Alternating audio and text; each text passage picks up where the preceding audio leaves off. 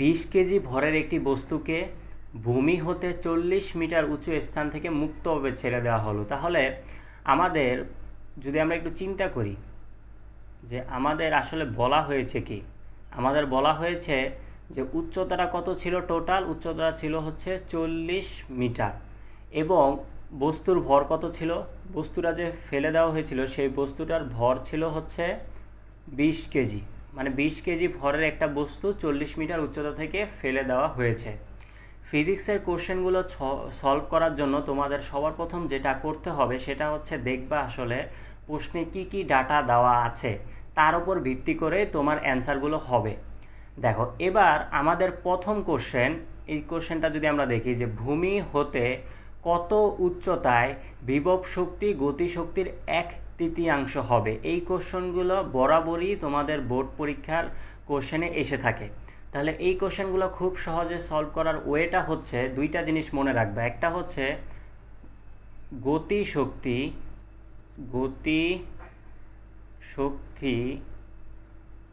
হিসাব করবা উপরের উচ্চতা। তাহলে আমরা কি বলতে পারি, গতিশক্তি হিসাব করবা কোন উচ্চতা, উপরের উচ্চতাটুকু। এবং আমরা আরেকটা মনে রাখবো যে বিভব শক্তি হিসাব করব নিচের উচ্চতা। এই ম্যাথগুলা সলভ করার জন্য তোমরা যদি এই দুইটা পয়েন্ট ভালো করে মাথায় রাখতে পারো তাহলেই হয়ে যাবে। গতিশক্তি কাকে বলে? গতিশক্তি তো আমরা জানি হচ্ছে ইকে দ্বারা প্রকাশ করা হয়। কোন একটা বস্তু গতি থাকা অবস্থায় যে শক্তি লাভ করে তাকে বলা হয় গতিশক্তি। গতিশক্তির সূত্র তোমরা পড়ে আসছো 12 mv²। এবং বিভব শক্তি কি, মানে সঞ্চিত থাকা অবস্থায় বা স্থির থাকা অবস্থায় বস্তুর ভিতরে যে শক্তিটা সঞ্চিত থাকে তাকে বলা হয় বিভব শক্তি। তাহলে আমরা এটাও জানি যে ইপি সমান সমান mgh। তো এখন আমাদের কথা হচ্ছে যে ভূমি হতে কত উচ্চতায় বিভব শক্তি গতিশক্তির সমান হবে।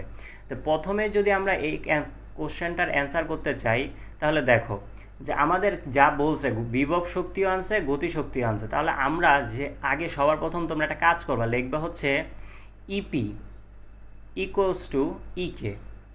আগে লিখবা ইপি ইকুয়ালস টু ইকে। লেখার পরে দেখো তো ভাইয়া যে কার সাথে র আছে, বিভব শক্তির সাথে র আছে নাকি গতি শক্তির সাথে র আছে। আমরা দেখতে পারতেছি রটা আসলে আছে গতি শক্তির সাথে। যার সাথে র আছে তার সাথে মনে করবা যেই মানটা দেওয়া আছে সেই মানটা গুণ হবে। তাহলে বিভব শক্তি গতি শক্তির র আছে কার সাথে, গতি শক্তির সাথে, 1/3 হবে। তাহলে গতি শক্তির দ্যাটস মিন ইকে। তাহলে ইকের সাথে আমরা লিখবো কত, 1/3। আশা করি বুঝতে পেরেছো। যার সাথে র হবে তার সাথে জাস্ট খালি আমরা মানটা গুণ আকারে লিখবো। তাহলে 3টা এখানে চলে আসলো, 3 ইপি ইকুয়ালস টু ইকে। এটাকে আমরা এভাবে লিখতে পারি। এবার আমরা যদি একটু সূত্র অ্যাপ্লাই করি যে 3 mgh সমান সমান 12 mv²।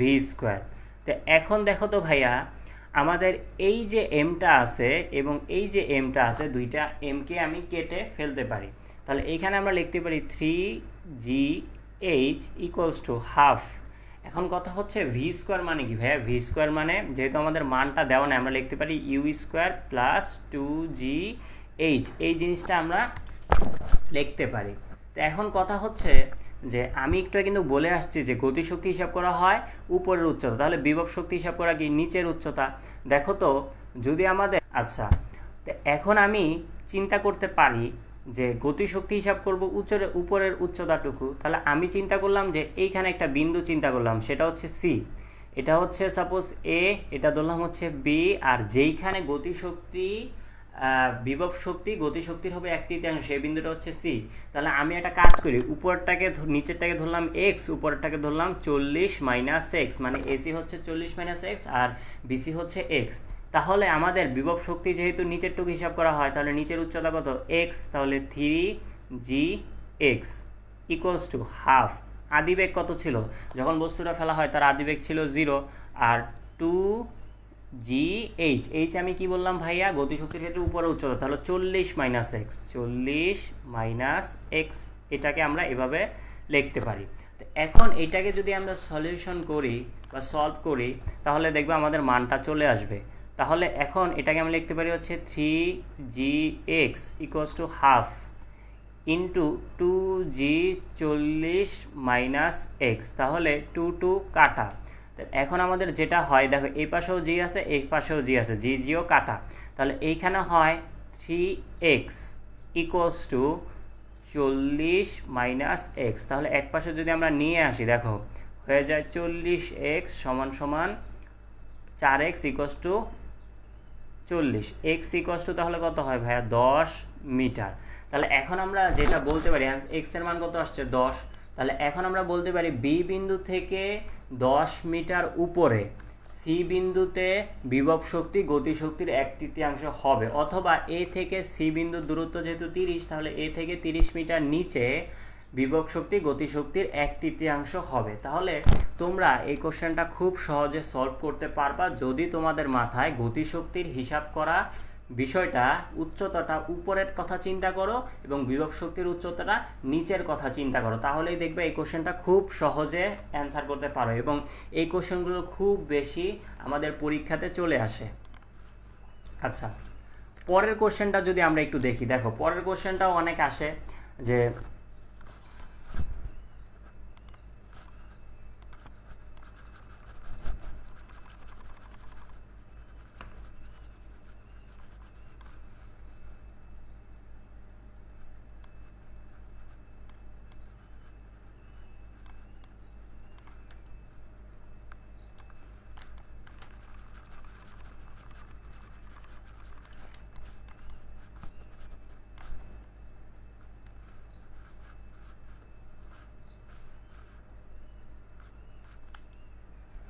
আচ্ছা আমাদের পরের কোশ্চেনটাতে দেখো বলা হয়েছে যে সর্বোচ্চ উচ্চতায় এবং পতনকালের 2 সেকেন্ড পর গতিশক্তি সংরক্ষণশীলতা নীতি অনুসৃত করবে নাকি, মানে মেনে চলবে নাকি, যে সর্বোচ্চ উচ্চতায় এবং পতনের 2 সেকেন্ড পর শক্তি সংরক্ষণশীলতার নীতি অনুসৃত হবে কিনা, মানে যুক্তি দ্বারা গাণিতিকভাবে বিশ্লেষণ করতে বলা হয়েছে। তো এখন আমাদের মনে রাখবা যে শক্তির সংরক্ষণশীল নীতিটা কি। শক্তির সংরক্ষণশীল নীতিটা হচ্ছে গিয়ে আমাদের শক্তির কোনো শেষ নেই, শক্তি জাস্ট খালি এক রূপ থেকে অন্য রূপে রূপান্তরিত হয়। তাহলে একটা বস্তু যখন উপর থেকে ফেলা হবে তাহলে তার প্রতিটা বিন্দুতে গতিশক্তি এবং বিভব শক্তির যে যোগফল মানটা, সেই মানটা হবে একটা কনস্ট্যান্ট ভ্যালু। এই জিনিসটাই আমাদের প্রমাণ করতে বলছে। তাহলে চলো এটাকে আমরা সলভ করে ফেলি। প্রথমে হচ্ছে লিখলাম যে সর্বোচ্চ উচ্চতা, সর্বোচ্চ উচ্চতা মানে কি, সর্বোচ্চ উচ্চতা মানে কি 40 মিটার। তাহলে দেখো তো আমাদের সর্বোচ্চ মানে এ বিন্দুর ক্ষেত্রে, এ বিন্দুই হচ্ছে আমাদের কি সর্বোচ্চ উচ্চতা। তাই সর্বোচ্চ উচ্চতার ক্ষেত্রে যদি আমরা একটু চিন্তা করি তাহলে যা করা যায় দেখো, এ বিন্দুর ক্ষেত্রে, এ বিন্দুর ক্ষেত্রে, তো এ বিন্দুর ক্ষেত্রে আমাদের দুইটা জিনিস, একটা হচ্ছে ইপি সমান সমান কি mgh। তো এখন mgh যে লিখলাম, এম এর মান কত আমাদের দেখো প্রশ্ন দেওয়া আছে 20 কেজি, লিখলাম 20, জি এর মান কি প্রশ্ন দেওয়া আছে না 9.8 লিখবো। তাহলে উচ্চতা আমরা জানি বিভব শক্তির হিসাব নিচের টুকু করা হয়, একদম সর্বোচ্চ বিন্দু থেকে নিচ পর্যন্ত যে উচ্চতা সেটা কত, সেটা হচ্ছে 40। তাহলে এটাকে যদি আমরা ক্যালকুলেশন করি দেখো কত হয় 20 ইন্টু 9.8 ইন্টু 40, এই জিনিসটা হয় আমাদের এত। তাহলে এই জিনিসটা হইতেছে আমাদের 7840 শক্তির একক হচ্ছে জুল, লিখলাম। এবার ঠিক সেম প্রসেসে আমরা যদি গতিশক্তি হিসাব করি, E K equals to half M V square. তো এখন মনে রাখবা সর্বোচ্চ উচ্চতার ক্ষেত্রে যখন আমরা উচ্চতাটা হিসাব করি সেটা কি গতিশক্তিটা উপরে টুকু, উপরে কোনো উচ্চতা আছে 40-এর উপরে তো আর আমাদের উচ্চতা নেই, তাহলে মনে রাখবে এইচ এর মান 0 হয়। আর এইচ এর মান যখন 0 হয় তখন ভি কত হবে, যেহেতু ইউ স্কোয়ার প্লাস 2gh, আমাদের আদিবেগও 0, এইচ এর মানও 0, তাহলে টোটাল গতিশক্তি আসতেছে আমাদের 0। তাহলে আমাদের আসলে সর্বোচ্চ উচ্চতায় কি আসতেছে দেখো, যখন এইচ ম্যাক্স, যখন কি হবে, যখন হবে এইচ ম্যাক্স, যখন হবে আমাদের এইচ ম্যাক্স, যখন হবে এইচ ম্যাচ তখন মোট শক্তি কত হবে? মোট শক্তি হবে ইকে প্লাস ইপি। তাহলে ইকে প্লাস ইপি মানে কত? ৭,৮৪০ প্লাস 0 অর্থাৎ ৭,৮৪০ জুল। তাহলে আমাদের সর্বোচ্চ বিন্দুতে আমরা গতিশক্তি এবং বিভব শক্তির যে কনস্ট্যান্ট ভ্যালুটা সেই ভ্যালুটা বের করে ফেললাম। এবার আমাদের সেকেন্ড কাজ, এবার আমরা সেকেন্ড কাজ যেটা করব সেটা 2 সেকেন্ড পর আমাদের দেখো 2 সেকেন্ড পর আসলে কোন উচ্চতা আছে সেটা আমার বের করতে হবে। তাহলে আমরা উপরের উচ্চতা এবং নিচের উচ্চতা পাবো। তাহলে 2 সেকেন্ড পর আসলে কোন উচ্চতায় আছে এটা যদি আমরা এখন বের করতে চাই, তাহলে এখন আমরা দেখো যেটা করতে পারি সেটা লিখতে পারি কি, h equals to U T plus half G T square, এটা আমরা লিখতে পারি। তাই ইউটি আদিবেগ কত? 0 প্লাস হাফ ইন্টু জি এর মান 9.8, কয় সেকেন্ড বলছে ভাইয়া? 2 সেকেন্ড, তাহলে 2 স্কোয়ার। তাই এইটাকে যদি আমরা ক্যালকুলেশনটা করে ফেলি যে 0.5 ইন্টু 9.8 ইন্টু 4, তো এইটাই ক্যালকুলেশন করলে আমাদের যেটা আসতেছে সেটা হচ্ছে 19.6 মিটার। তাহলে আমাদের যে ভ্যালুটা ছিল পুরাটা কত? 40, তাহলে 2 সেকেন্ড পর হবে কত? 19.6 মিটার। তাহলে এই যে বিন্দুটা এটা হচ্ছে 19.6 মিটার উপরে। তাহলে এই বিন্দুটা বাকিটুকু কত হবে ভালো বলো তো ভাইয়া? যে 40 মাইনাস, যদি আমরা অ্যান্সারটা করি তাহলে আমাদের যেটা আসতেছে যে 20.4। তো এখন আমাদের এই যে বিন্দুটা আছে এই বিন্দুটার জন্য গতিশক্তি এবং বিভব শক্তি হিসাব করবো যে 2 সেকেন্ড পর। তাহলে আমরা লিখতে পারি কি, ইপি সমান সমান এম জি এইচ। তাহলে এম এর মান কত? এম এর মান আমরা দেখেছিলাম 20 কেজি, 20 ইন্টু তা আমাদের নিচের টুক হিসাব করা হয়, তাহলে 20.4। তাহলে আমরা এটাকে যদি নর্মালি ক্যালকুলেশনটা করে ফেলি তাহলে দেখো তো আমাদের হচ্ছে কত? আমাদের যেটা হচ্ছে সেটা হচ্ছে 20 ইন্টু 9.8 ইন্টু 20.4।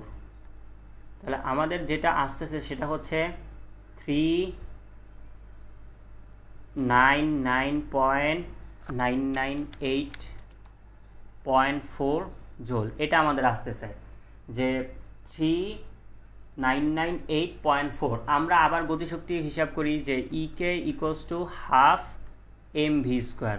তাহলে হাফ এম এর মান হচ্ছে 20 আর ইউ স্কোয়ার ভি স্কোয়ারের বদলে লিখতে পারি যে ইউ স্কোয়ার প্লাস 2 ইন্টু জি মানে 9.8 এবং উচ্চতা। তো উচ্চতাটা যদি হিসাব করি আমরা জানি গতিশক্তি উপরের টুকু হিসাব করা, তাহলে 19.6।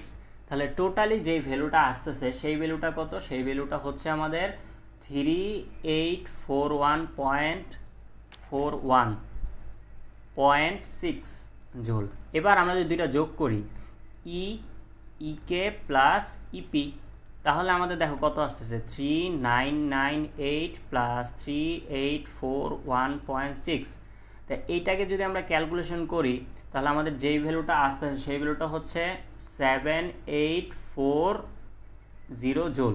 তাহলে আমরা দেখি তো এই যে উপরে যে ভ্যালুটা বের করছিলাম, এই যে উপরে যে ভ্যালুটা বের করছিলাম মানে সর্বোচ্চ উচ্চতা এবং 2 সেকেন্ড পরের যে উচ্চতা, দুইটা উচ্চতায় শক্তির সংরক্ষণশীলতার নীতি মেনেছে। অর্থাৎ আমরা বলতে পারি যে গাণিতিকভাবে প্রমাণ হলো যে শক্তির সংরক্ষণশীলতার নীতি মেনে চলে। এখন আমাদের 1 কিলোওয়াট ক্ষমতা, তার মানে পাওয়ার দেওয়া আছে যে 1 কিলোওয়াট। এখন কার? ইঞ্জিন। তাহলে মনে রাখবে এটা পি ইন দেওয়া আছে। একটা ইঞ্জিন যদি আমরা চিন্তা করি, ইঞ্জিনের দুইটা ক্ষমতা থাকে, একটা হচ্ছে পি ইন আর একটা হচ্ছে পি আউট। মনে রাখবা আজ পর্যন্ত কোনো ইঞ্জিনের পক্ষে সম্ভব হয়নি 100%ই তার ক্ষমতা ইউজ করা, কিছুটা ক্ষমতা আসলে লস হয়ে যায়। এখন পি ইন তাহলে আমরা কি জানি? মনে রাখবা পি ইন সবসময় পি আউট থেকে বড় হবে, এটা খালি খেয়াল রাখবা। তো পি ইন দেওয়া আছে 1 কিলোওয়াট। তা কিলোওয়াট থেকে ওয়াটে যায় কিভাবে? 1000 দ্বারা গুণ করে 10⁻³ লিখতে পারি, অথবা তোমরা 1000 দ্বারা গুণ লিখতে পারো। আচ্ছা, এবার কত ভর 100 কেজি পানি উত্তোলন করা হয়েছিল? উচ্চতা কত দেওয়া আছে? উচ্চতা দেওয়া আছে 5 মিটার। আর প্রথম সময় যেটা দেওয়া আছে সেটা কত? সেটা হচ্ছে 10 সেকেন্ড। তো এখন সম্পূর্ণ পানি উত্তোলন করতে কৃত কাজের পরিমাণ কত? তা আমরা যেটা করতে পারি সেটা হচ্ছে কি, আমরা যেটা করতে পারি সেটা হচ্ছে W সমান সমান mgh। W সমান সমান কি লিখতে পারি? W সমান সমান আমরা লিখতে পারি হচ্ছে mgh। তাহলে দেখো আমাদের প্রথম কোশ্চেনটা যদি অ্যান্সার দিই ঘ, W equals to M G H, তাহলে এম এর মান কত ভাইয়া 100 কেজি, জি তো দেওয়া নাই, তাহলে 9.8, কত মিটার উচ্চতা তুলতে হবে, 5 মিটার উচ্চতায় তুলতে হবে। তাহলে এটাকে যদি আমরা ক্যালকুলেশন করি 100 ইন্টু 9.8 ইন্টু 5, এটাকে যদি আমরা ক্যালকুলেশন করি তাহলে 49,000 জোল। এটা হচ্ছে আমাদের কি, তাহলে প্রথমটার অ্যান্সার, খুবই সোজা কোশ্চেন। তারপরে বলা হয়েছে যে যদি সম্পূর্ণ পানি উত্তোলন করতে 2 সেকেন্ড সময় বেশি লাগে তাহলে কর্মদক্ষতা কীরূপ পরিবর্তন হবে। তো এখন আমাদের কর্মদক্ষতা তুলনা করতে বলছে, প্রথমে 10 সেকেন্ড, তাহলে পরে আরও 2 সেকেন্ড সময় বেশি লাগে, মানে 12 সেকেন্ড। তাহলে দুই ক্ষেত্রে আমরা কর্মদক্ষতাটা বের করলেই চলে আসতেছে। তাহলে আমাদের কর্মদক্ষতা যদি বের করতে চাই তাহলে মনে রাখবা কর্মদক্ষতা উপরে হয় পি আউট, নিচে হয় পি ইন ইন্টু 100% ইন্টু, এটা হচ্ছে কর্মদক্ষতা বের করার সূত্র। তাহলে প্রথম ক্ষেত্রে সময় কত ছিল, 10 সেকেন্ড। তাহলে আমাদের পি আউট বের করার সূত্র মনে রাখবা W by T, P in into 100%। তাহলে ডাব্লিউর মান তো আমরা বের করলাম কত, 4900, ডিভাইড বাই সময় হচ্ছে 10, আর পি আউট দেওয়া ছিল কত, 1 ইন্টু 10 ইনভার্স 3 ইন্টু 100%। তো এটাকে যদি আমরা নর্মালি ক্যালকুলেশনটা করে ফেলি, দেখো আমাদের কি হইতেছে 4900 ডিভাইডেড বাই 10 আর 1 ইন্টু 10 টু দি পাওয়ার 3, আর পাশে আমাদের কি লিখতে পারি, পাশে জাস্ট খালি গুণ 100, তা আমাদের আসতেছে 49% এটা হবে শুধু 3। আচ্ছা 49% প্রথম ক্ষেত্রে। এবার দ্বিতীয় ক্ষেত্রে যদি আমরা সেম প্রসিডিওরটাই করি, এটাকে ধরলাম আমি ইটা 1, পরেরটা ধরলাম ইটা 2, তো P out divided by P in into 100%। তো এখন আমাদের W by T divided by P in into 100% লিখলাম।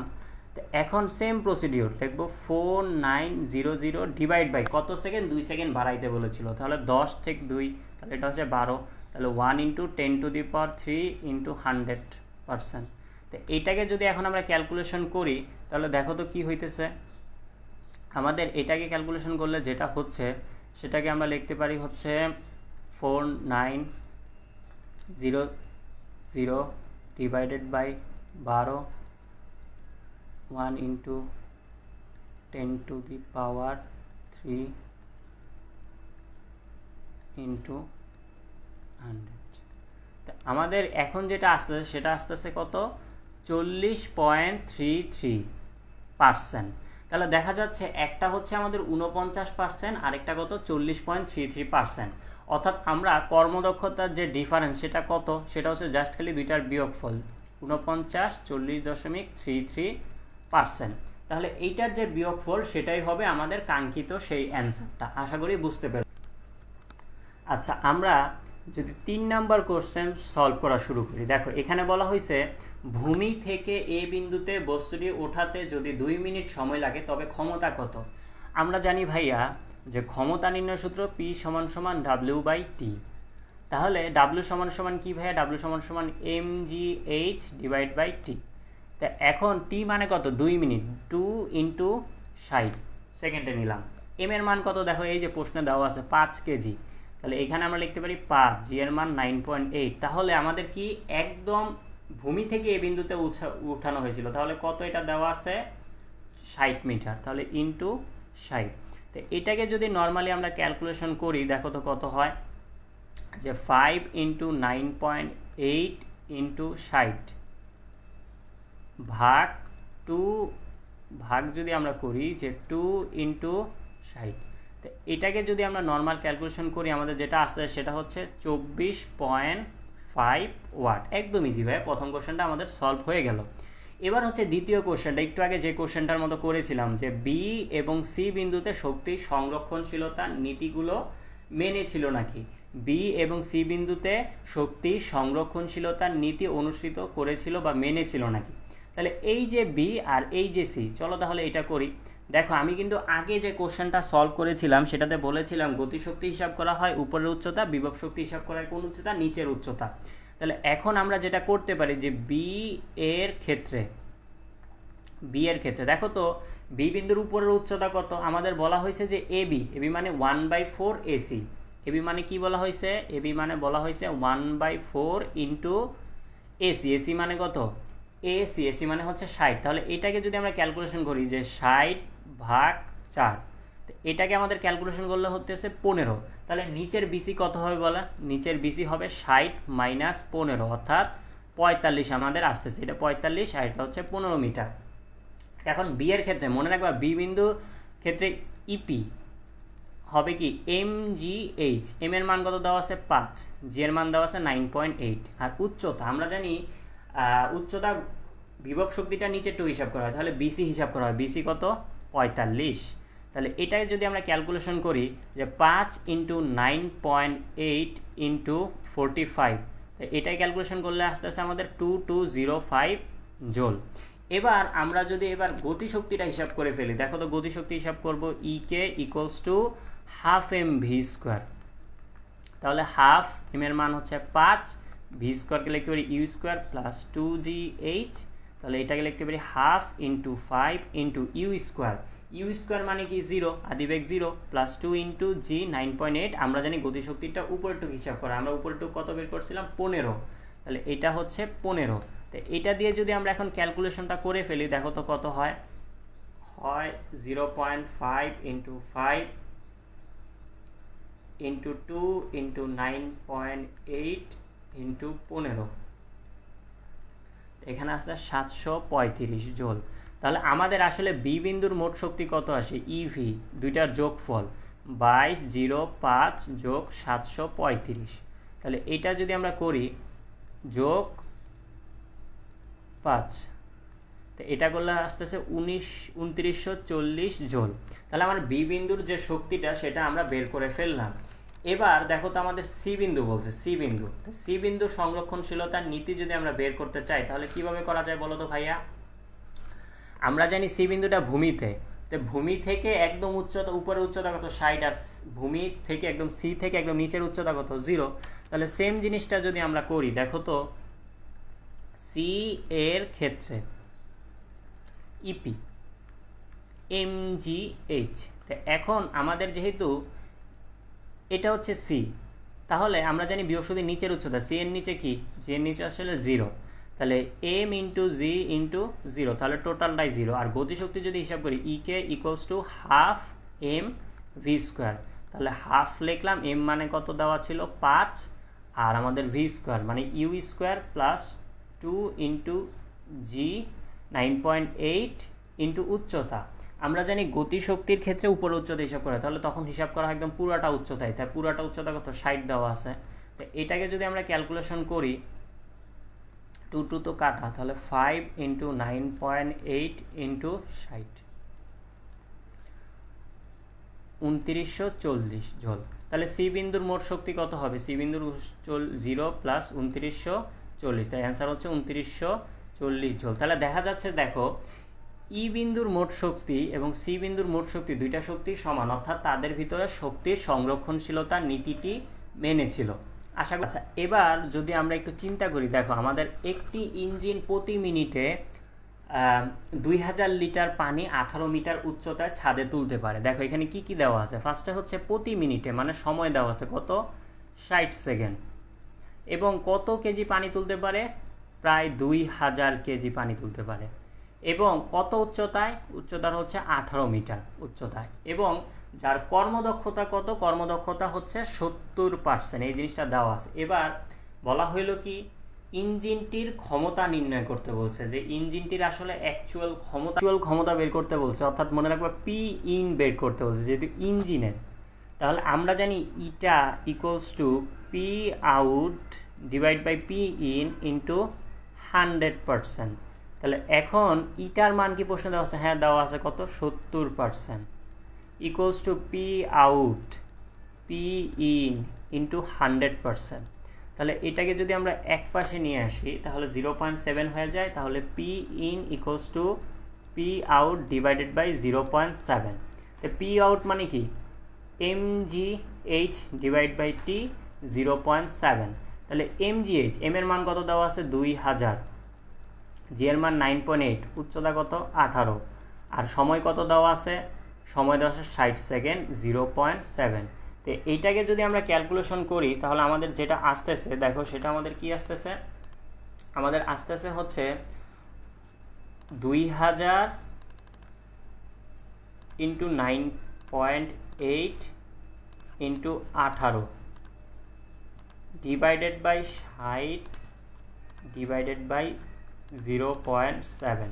তো এটাকে যদি আমরা ক্যালকুলেশন করি আমাদের অ্যান্সারটা আসতেছে কত 8400, এরকম একটা আমাদের ভ্যালু চলে আসতেছে যে 8400। তা আশা করি বুঝতে পেরেছো আমাদের প্রথম যে মানটা সেটা চলে আসলো, এত ওয়াট ক্ষমতার আমাদের এটা চলে আসলো। এবার বলা হইলো যদি ইঞ্জিনটির কর্মদক্ষতা 60% হয় বা হতো তাহলে সকল পানি একই উচ্চতা তুলতে পূর্বের তুলনায় কত গুণ বেশি সময় লাগতো, এরকম কিছু বলা হয়েছে। একদম ইজি ভাইয়া, আমরা সেম জিনিসটা লিখবো, মানে সময় বের করে তুলনা করতে হবে। আমরা জানি eta equals to P out divide by P in, P out divide by P in into 100%। তাহলে কত পার্সেন্ট কর্মদক্ষতা করতে বলছে 60%, 60 divide by 100 equals to P out কেমন লিখতে পারি mgh ডিভাইড বাই টি, আর পি ইন তো আমাদের বের হইল 8400 আগের কোশ্চেন থেকে। তো এখন 60 into 8400 divide by 100 equals to M এর মান কত ছিল 2000 ইন্টু 9.8 উচ্চতা কত 18 ডিভাইড বাই টি। তো টিটা যদি আমরা করি তাহলে টিটা যদি আমি এক পাশে নিয়ে আসি তাহলে আস্তে আস্তে 2000 into 9.8 into 18 to 100 divided by 60 into 8400, এই মানটা আমরা এখন যদি ক্যালকুলেশন করি, তো ক্যালকুলেশন করলে আমাদের যেটা আসতেছে দেখো into 9.8 into 18 into 100 divided by 60 into 8400, তাহলে আমাদের আসতেছে কত, আমাদের আসতেছে 70 সেকেন্ড। আমাদের বেশি সময় লেগেছে, তাহলে আমাদের যে সময়টা বেশি লেগেছে সেটাকে আমরা কি করতে পারি, দুইটাকে তুলনা করে বা ভাগ করে দিতে পারি। আমাদের যদি বলতো যে কত সময় বেশি লেগেছে তাহলে আমরা জাস্ট খালি 70 এবং 60-এর ভিতরে যে ডিফারেন্স সেই মানটাই জাস্ট খালি আমরা বের করে দিতাম, তাহলে আমাদের অ্যান্সারটা চলে আসতো। তো এখন আমাদের বলা হয়েছে তুলনা করতে, তো তুলনা যেহেতু করতে বলছে আমরা জাস্ট খালি কি করব, দেখো আগের যে ভ্যালুটা সেটা নিচে লিখব এবং ডিফারেন্সটা কত সেটা উপরে লিখব, ইনটু আমরা হচ্ছে এটা করতে পারি, তাহলে 10 ডিভাইড বাই 60। তো এটাকে যদি আমরা নর্মালি ক্যালকুলেশন করি যে 10 ভাগ 60, তাহলে এটা হচ্ছে আমাদের 1/6 বা 0.1667 গুণ আমাদের হয়েছে। তাহলে আশা করি এই কোশ্চেনটা তোমরা বুঝতে পেরেছো।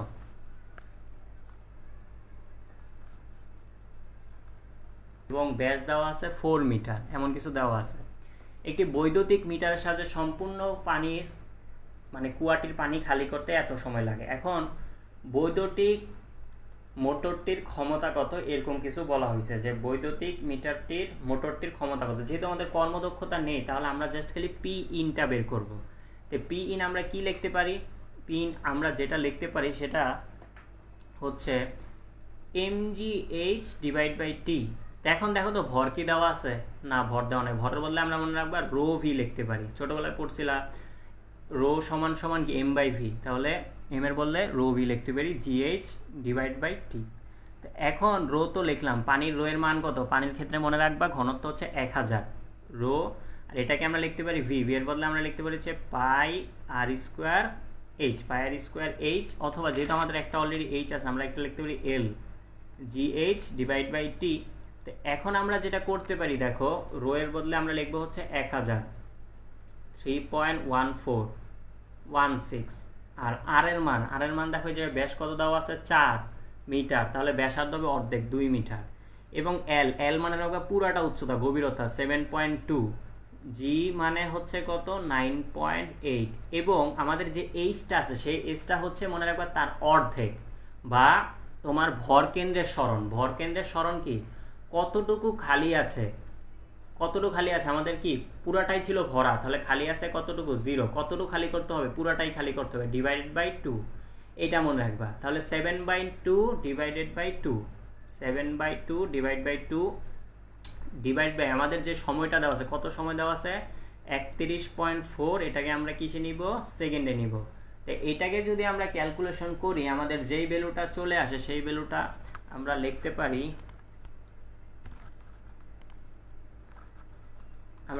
হচ্ছে 1000 into 3.1416 into 4 into 7.2 into 9.8 into 7.2 divided by 2, আর নিচে আমাদের হবে 31.4 ইন্টু 60। এটাকে আমরা নর্মালি ক্যালকুলেশন করলে যেটা আসে সেটা হচ্ছে 1694.3 ওয়াট। তাহলে আমাদের প্রথম অ্যান্সারটা চলে আসলো 1694.3 ওয়াট। এখন বলা হয়েছে যে একই ক্ষমতার আরেকটি ইঞ্জিনের কর্মদক্ষতা 70% হলে একই ইঞ্জিনের সাহায্যে সম্পূর্ণ পানি খালি করতে কত সময় লাগবে, এরকম কিছু আমাদের বলা হয়েছে। তো পি আউটটা আমরা নতুন করে আবার বের করব, যে mgh ডিভাইড বাই টি, আর পি ইন তো আমরা একটু আগে বের করছি 16.3। তো এখন এটা হয় 0.7 ইন্টু 1694.3। আচ্ছা, আর আমাদের mgh এটার বদলে আমরা এই যে মানটা বের করছিলাম সেই মানটা লিখে দিতে পারি। mgh এর বদলে কি রো ভি জিএইচ এটা লিখছিলাম না, এইটা আমরা যে মানটা লিখছি সেটা নর্মালি এখানে বসিয়ে দিতে পারি। তোমরা এটা আলাদা ক্যালকুলেশন করে রাখতে পারো যাতে তোমাদের করতে সুবিধা হয়। তাহলে 1000 into 3.1416 into 4 into 7.2 into 9.8 into 7.2 divide by 2। আচ্ছা, এখন এটা নর্মালি ক্যালকুলেশন করলে নিচে তো টি আছে, তাহলে টি যদি আমরা এক পাশে নিয়ে আসি তাহলে আমাদের এইটা যদি আমরা নর্মালি ক্যালকুলেশন করি তাহলে আমাদের যেই ভ্যালুটা পাওয়া যাবে সেই ভ্যালুটা হচ্ছে, দেখো তোমরা একটু ক্যালকুলেশন করে কত হয়।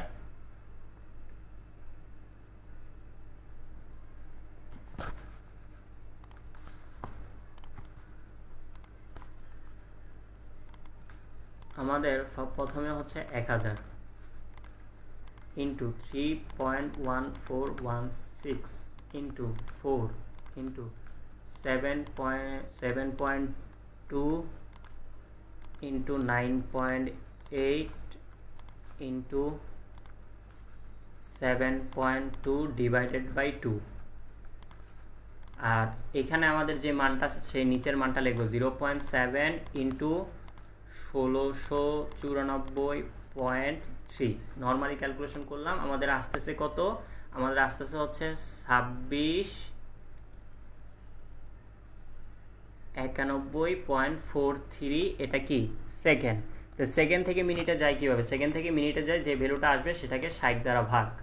তো 60 দ্বারা যদি ভাগ করি তাহলে আমাদের যেটা লাগতেছে সেটা হচ্ছে 44.87, তাহলে আমাদের সেকেন্ড 8 মিনিট। তাহলে দেখা যাচ্ছে যে আমাদের একই সময় লাগবে না। আশা করি তোমরা এই 5টা সৃজনশীল খুব ভালো করে বুঝতে পেরেছো।